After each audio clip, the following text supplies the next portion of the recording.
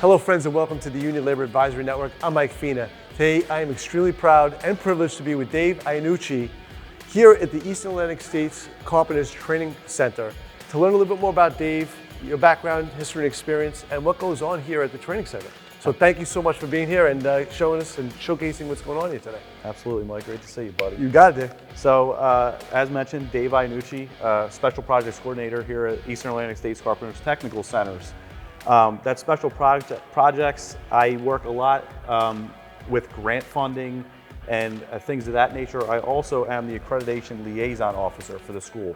There's a lot of exciting things going on at the school right now surrounding accreditation, and I'll be happy to share that with you today. Absolutely. And Dave, we're here at the training center today.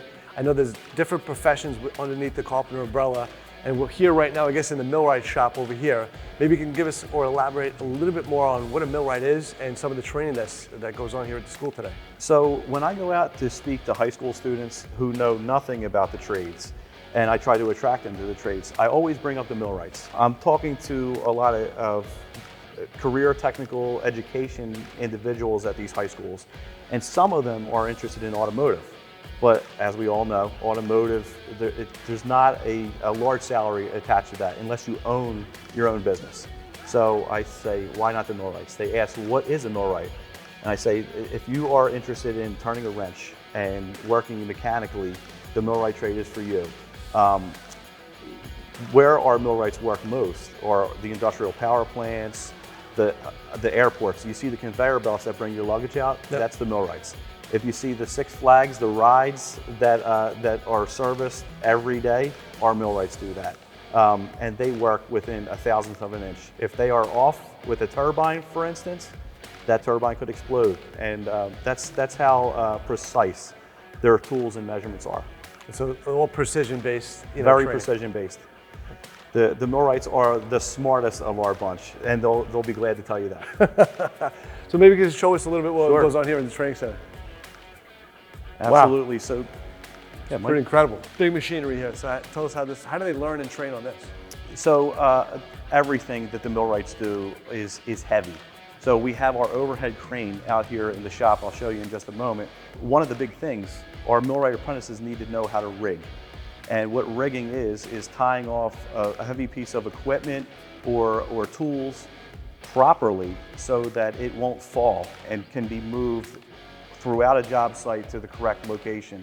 That is a big part of what the millwrights do. And then after they rig and move things where they need to be, they start to service these individual items. And how long is a millwright? I guess it's for every trade, it's typically a 4-year apprenticeship to go through the training center? Yes, at the Eastern Atlantic States Carpenters Technical Centers, we have 8 programs throughout the state of New Jersey and Philadelphia, millwrights being one of them. All of them are 4 years except for our locksmith program.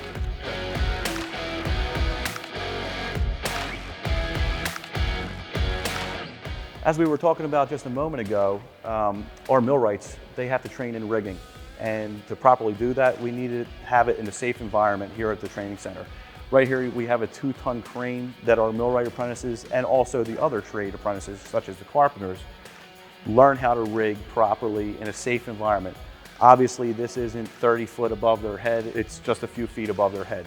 So it's not getting lifted very high into the air, so it's a very safe environment for them to learn.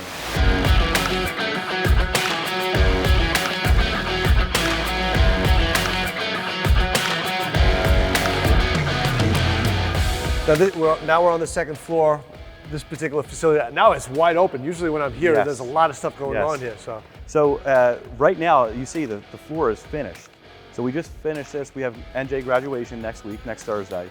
But usually you'll see a lot of stuff going on here, such as some walls. You see a printer over there? Our apprentices will assemble a wall or a structure, and then they'll disassemble it at the end of the week, their training week. Over here, so we have the commercial carpentry. This is part of the commercial carpentry program right here. So this is a ceiling bay. We can lay out a ceiling here with our apprentices at a safe height, and also lay out a floor underneath of it. So it's really mimicking a job scenario. If you notice over here, so a lot of research has been done that you need to, in the classroom, take what you have in the classroom and immediately apply it in the shop setting.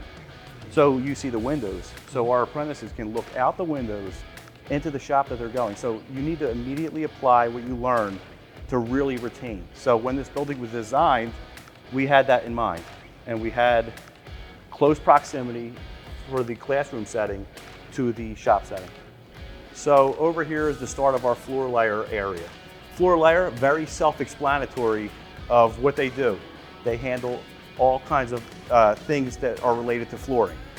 Concrete finishing, as you see here, a polished concrete surface, very popular in the industrial setting right now, even in the office setting.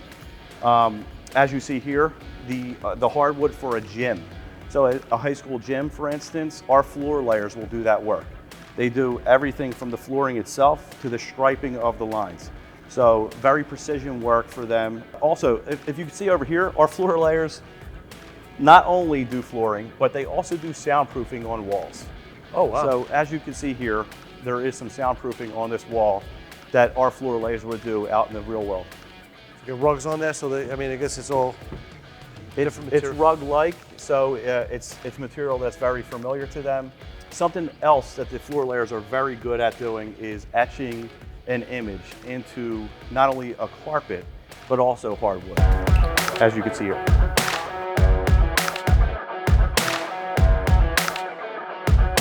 So something that we have to keep in mind always as a nonprofit is cost savings. So we have a lot of multi-function spaces that all of our programs, as I mentioned earlier, we have 8 programs in New Jersey. So come down this way and I'll show you what I'm talking about, multi-function. If you see in here, our floor layers will lay some flooring in a small space like this with obstacles. Our carpenters will assemble a wall, or as you see here, a door buck. And those floor layers will then have to come in and manipulate their carpet and their medium around those obstacles. In addition to our carpenters putting in a door frame, they'll put in trim, so it really emulates a job scenario, but also it gives us that cost savings that we need as a nonprofit. We have a lot of spaces like this that are multi-function, and just on the other side of this wall, we have a space that not only our floor layers and carpenters can use, but also our mill cabinet program. Our mill cabinets, when they're done making their cabinet work in the mill cabinet shop, they come out and they install the cabinets, which would mimic a real world scenario. So if you look in one of these offices right here, or these cubicles, you have your multifunction space, you see the LVP flooring on the floor, you see that the floor layers have been here. You also see that a carpenter has been here with a trim. So floor layer first, carpenter second with the trim, and then our mill cabinet, the finished product. We're going to the ICRA room now. Infectious Control Risk Assessment is what it stands for. And it's very popular in the hospital setting now. Obviously during COVID, with that infectious disease, this became more and more important. In the hospital setting, you don't want an infectious disease coming from one area of a hospital to another. You want it to be contained. So here our apprentices learn how to contain a certain space and make sure it remains contained. So after an apprentice assembles the ICRA area and they put up their barrier, then we will pump in something like smoke, not smoke specifically, but like a steam, to make sure that it doesn't seep into that area and it's actually contained. On a normal job site, you wouldn't have your ICRA barrier in here behind a door frame. It would most likely be out here an L in front of this space. So workers could come in, doctors could come in, whatever the space was being used for at that moment. But then you would have a buffer zone. Beyond the negative space, you would have another barrier where you could get undressed with your contaminated clothes, leave them in there, and then go back out into the actual world. It's a lot like the movie E.T. Yep. So,